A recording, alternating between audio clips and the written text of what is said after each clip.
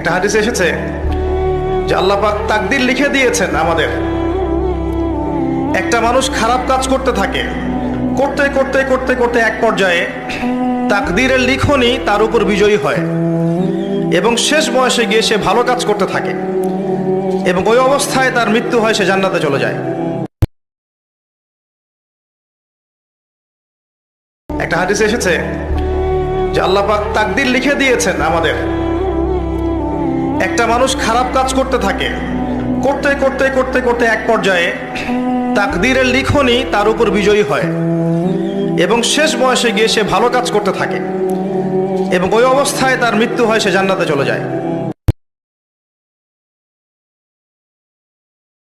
একটা হাদিসে এসেছে যে আল্লাহ পাক তাকদীর লিখে দিয়েছেন আমাদের।